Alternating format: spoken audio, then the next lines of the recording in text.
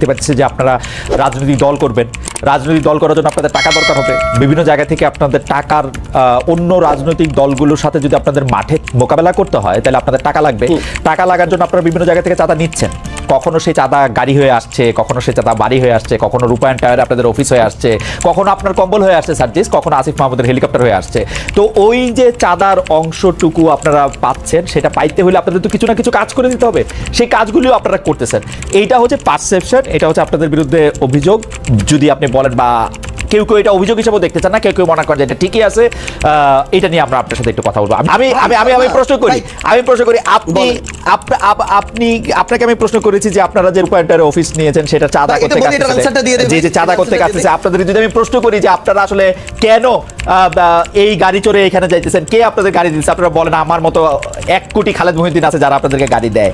একই কালচারে আপনারা পড়তেছেন না, একই কালচারে আপনারা ব্যবহার করতেছেন না। আপনাদের কাছে তদবির আসতেছে, আপনারা তদবির করতেছেন তো, বিভিন্ন জায়গায় আপনারা তদবির করতেছেন তো, করতেছেন না? এটা যখন আপনি আপনার জায়গায় এরকম, আপনি ভাই আমাদের কাছে অনেক রেসপেক্টেড, একদম সোজা বাংলা কথা বলি ভাই। সো সেই জায়গায় যখন এরকম মানে এরকম একটা কথা চলে আসে, কেউ একজন বললো ওইটা এরকম একটা মেইন স্ট্রিম জায়গায় চলে আসে, এটা খুবই অপ্রত্যাশিত। আর আপনাকে যদি অফিসের কথা এবং এই কথাটা বলি ভাই, আমি আমার জেলায় এ পর্যন্ত 8,000 কম্বল দিয়েছি ভাই। এই টাকাটা কোনো চাঁদার টাকা না। এই 8,000 কম্বল আমি যদি ওই মানুষগুলোর সাথে যোগাযোগ করে না নিতাম, ওই মানুষগুলো অন্য কাউকে দিত। বাংলাদেশে এরকম অন্তত কয়েক হাজার মানুষ আছে যারা প্রত্যেক বছর 10-20 হাজার কম্বল বিভিন্ন জায়গায় দেয়। আমি এর মধ্যে মনে করেন 10 জন মানুষের খোঁজ পেয়েছি বা খুঁজে বের করেছি। আমি হ্যাঁ ওটাতে যাচ্ছি ভাই। আমি তাদেরকে বলেছি যে ভাই আমার পঞ্চগড়ে প্রচন্ড শীত, আপনি যদি আমাকেও 1,000 দিতেন, আমি আমার মাধ্যমে বিতরণ করতাম, তাহলে ভালো হতো। তারা দিয়েছেন, এইটুকুই কম্বলের বিষয় ভাই। রূপায়ণ টাওয়ারের বিষয় ভাই, একদম স্পষ্ট কথা বলি, বাংলাদেশের রাজনীতি করতে বিগত রাজনৈতিক দলগুলো যেই লেভেলে টাকা খরচ করার কালচার তৈরি করেছে, একদম মানে কালো টাকা দিয়ে, সেটা যদি কন্টিনিউ হয় আমাদের দ্বারা বাংলাদেশের রাজনীতি করা সম্ভব না। একদম ক্লিয়ারলি বলে দিলাম। আমরা আমাদের জায়গা থেকে ভাই একটা ফাউন্ডেশন করার প্রসেস অলমোস্ট শেষের দিকে। এই ফাউন্ডেশনের ওপেন ফান্ডিং হবে দেশের এবং দেশের বাইরের। আমরা আমাদের জায়গা থেকে আমাদের ম্যানিফেস্টো তুলে ধরবো পুরো পৃথিবীর মানুষের সামনে। আমরা যদি আমাদের রাইট ট্র্যাকে থাকি তারা ফান্ডিং করবে, যদি না থাকি তারা ফান্ডিং করবে না। এবং আপনি যে এই গাড়িটার কথা বলছেন ভাই, আমি আপনাকে বলি, আপনি যদি দেশে থাকতেন না, আপনি এতদিনে আমার অন্তত 5 দিন কল পাইতেন যে ভাই মহিউদ্দিন ভাই আপনার তো হচ্ছে 2টা গাড়ি আছে, আমাকে একটা গাড়ি একটু 3 দিনের জন্য দেন বা 1 দিনের জন্য দেন, ড্রাইভার এবং গাড়ি আপনার, তেলটা আমি দিব ভাই। আমি ভাই লিখে দিতে পারি, আপনি খালেদ মহিউদ্দিন ভাই আপনার 2টা গাড়ির মধ্যে একটা গাড়ি একদিনের জন্য আমাকে দিতেন। এরকম আমাদের বাংলাদেশে এই অভ্যুত্থান পরবর্তী সময় হাজার হাজার মানুষ আছে ভাই, যে 16 বছর পর একটু হাত ছেড়ে নিঃশ্বাস নিচ্ছে। এই মানুষগুলোর ওই সামর্থ্যটুকু আছে। এই মানুষগুলো এখন লক্ষ লক্ষ কোটি কোটি টাকা তাদের উপর যে চাঁদা এভাবে চাপিয়ে দেওয়া, সেটা থেকে তারা এখন মুক্ত। আমরা না রিকোয়েস্ট করি ভাই এভাবে ওপেনলি ভাই, একদিনের জন্য ফোন দিয়ে রিকোয়েস্ট করি, আমরা আপনাদের যারা এখানে আছেন নিশাদ ভাই থেকে শুরু করে আমরা তাদেরকেও করবো ভাই, যদি দেন ভালো হবে, না হলে ভাই আমরা আরেকজনের কাছে বলবো যেই দেয় ভাই। আজকে কেউ দেয় নাই ভাই, ক্লিয়ারলি বলে আজকে কেউ দেয় নাই, হেঁটে চলছে, রিকশায় চলছে ভাই, এভাবে আমাদের লাইফ চলছে ভাই। শুনেন ভাই, আসতেছে 100টা, হ্যাঁ করতেছি না ভাই। আপনি একটা রেফারেন্স বের করে দেখাবেন যে এই তদবিরটা করছি।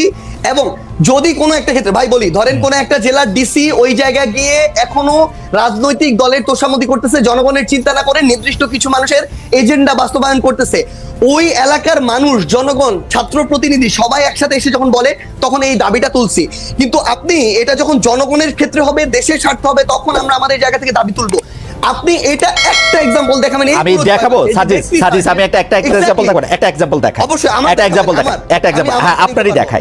আমার এটা বলতে মানে এটা খুব ইচ্ছা ছিল না, কিন্তু যাই হোক একজন জুডিশিয়ারির একজন খুব উঁচু পদের কর্মকর্তা আমাকে জানিয়েছেন, আমি বলি সেটা হচ্ছে আপনার বাবার তদবিরের কারণে নিয়োগ বন্ধ করে দেওয়ায় পঞ্চগড়ের জেলা জজ আর চিফ জুডিশিয়াল ম্যাজিস্ট্রেটকে মিনিস্ট্রিতে অ্যাটাচড করা হয়েছে।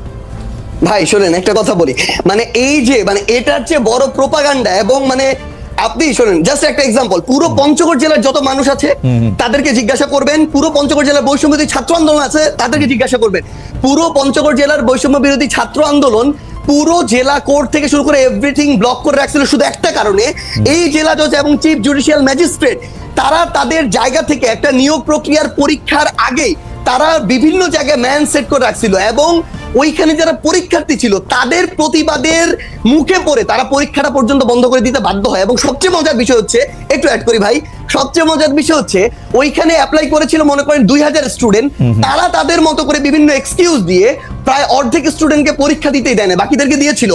এবং এরপর এটা পর্যন্ত রেফারেন্স ওই স্টুডেন্টদের পরীক্ষার্থীদের কাছে চলে গিয়েছিল, বিভিন্ন পলিটিক্যাল দল তাদের জায়গা থেকে লিস্ট পাঠিয়েছিল। এবং এই যে চিফ জুডিশিয়াল ম্যাজিস্ট্রেট এবং জেলা জজ যিনি রয়েছেন, তারা বিগত সময়ে আওয়ামী লীগের সময়ে তারা ওই সময় যে আইন এবং বিচার মন্ত্রণালয়ের যিনি মন্ত্রী ছিলেন তার লিস্ট দেখে দেখে পঞ্চগড়ে নিয়োগ দিয়েছে। এই অভিযোগগুলো এক করে পুরো পঞ্চগড় জেলার ওই পরীক্ষা যারা পরীক্ষার্থী তারা রাজপথে নেমেছিল, মানুষ নেমেছিল, বৈষম্যবিরোধী ছাত্র আন্দোলন নেমেছিল। কোন সিঙ্গেল একজন পার্সন যদি এটা বলতে পারে, ভাই আমিও বলতে পারি খালেদ মহিউদ্দিন ভাই বিগত সময়ে এরকম অনেক কঠিন কঠিন টকশো করেছেন, কিন্তু তারপরও আওয়ামী লীগের বিরুদ্ধে কঠোর হন নাই। সাপোজ এটা এরকম আসতেছে, এই জন্য ভাই 100 কোটি টাকা পেয়েছিলেন, এটা আমি বললাম, কিন্তু এটা কোনদিন সত্য হইতে পারে না। আপনি সিঙ্গেল এরকম একটা দেখাবেন যে কেউ একজন বলবে যে আমাদের একটা রেফারেন্স ওই জায়গায় গিয়েছিল, যে কারণে আমরা এটা বাধা দিয়েছি। সিঙ্গেল একটা। প্রথম কথা যে আপনি কি এই সমস্যার সমাধান করলেন, মানে এই সমস্যার সমাধানে আপনি নেতৃত্ব দিলেন? ধরেন আমি কেন নেতৃত্ব দিব? না ভাই, সবচেয়ে বড় শুনেন, আপনার কাছে অভিযোগ আসছে, তারপর আপনি এটা সমাধান করলেন, ব্যাপারটা কি এরকম? না না না, আমার কাছে অভিযোগ কেন আসবে? আমার কাছে কোনো অভিযোগই আসে নাই। আমরা আমাদের জায়গা থেকে যে জিনিসটা দেখেছিলাম যে যখন পঞ্চগড় জেলার বৈষম্যবিরোধী ছাত্র আন্দোলন এই একটা মানে আগে থেকেই ঠিক করা নিয়োগ প্রক্রিয়ায় যাচ্ছিল, এবং তাদের আগের রেকর্ড গুলো এরকম যে বিভিন্ন রেফারেন্সে, বিভিন্ন সুপারিশে এবং অর্থ লেনদেনের মধ্য দিয়ে তারা নিয়োগ দিয়েছে।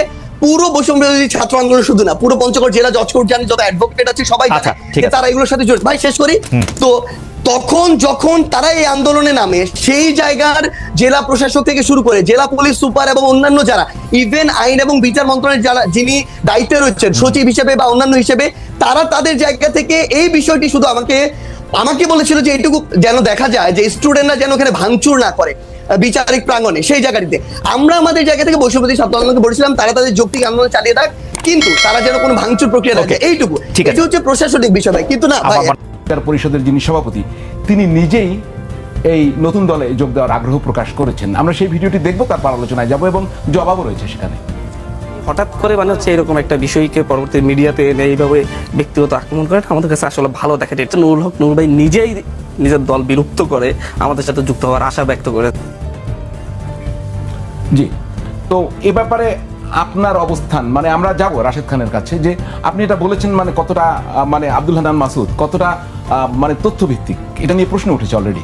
দেখেন, প্রশ্ন তো উঠতেই পারে, আমি এটাকে সময়ের কাছে ছেড়ে দিলাম, যেহেতু হচ্ছে বিষয়টা তো আমি মিডিয়াতে বলেছি, এটা অফিসিয়ালি আনঅফিসিয়ালি আমাদের সাথে আমরা কয়েকবার বসেছি, এবং উনি প্রথম ধাপেই 5-10 জনের মধ্যে আপনার একটা পদ পেলে উনি চলে আসার কথাও বলেছেন।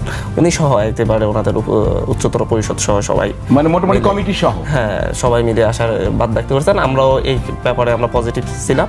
আমাদের মেন বিষয়টা ছিল যে হচ্ছে ফার্স্টে যখন হচ্ছে আমরা এটাকে আমাদের দল আত্মপ্রকাশের সাথে সাথে না নিয়ে আমরা হচ্ছে এটাকে একটা প্রক্রিয়া দিন, একটি বোঝাপড়ার বিষয় আছে, ধাপে ধাপে আমরা সম্মিলিতভাবে একসাথে কাজ করতে করতে এক সময় এসে একত্রিত হয়ে যাওয়ার ব্যাপারটাই আলোচনা হয়েছে।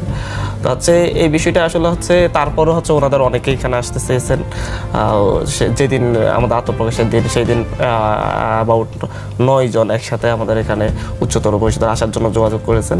তা আমরা সেই ক্ষেত্রে হচ্ছে প্রত্যেককে তাদের মনের মতো জায়গাগুলো হয়তো দিতে পারি নাই, এবং হচ্ছে সেই ক্ষেত্রে কেউ এসেছেন, কেউ আসতে পারেন নাই। সব মিলে তবে হচ্ছে তারুণ্যের 2টি দল, এই 2টি দল একত্রিত হতে যাচ্ছে, হবে এটা মোটামুটি আমি বলতে পারি, কারণ হচ্ছে 2 দলেরই সকলেরই এটা নিয়ে একটা ভালো আছে আর কি। আপনি কনফিডেন্ট? মানে এটা কি সন্তানিক সময় উল্লেখ করে বলা যাবে কবে আলোচনাটা হয়েছে? আমি এটাকে মানে লাস্ট 2-3 মাস ধরে আমরা আলাপ আলোচনা করেছি। তো হচ্ছে সেই জায়গায় রাশেদ ভাইও কিছু আলোচনায় ছিলেন, এটা নিয়ে সমস্যা নেই। তবে এটা এমন না যে আমি নূর ভাইকে ছোট করে করার জন্য এই বিষয়টা বলেছি। বিষয়টা হচ্ছে উনি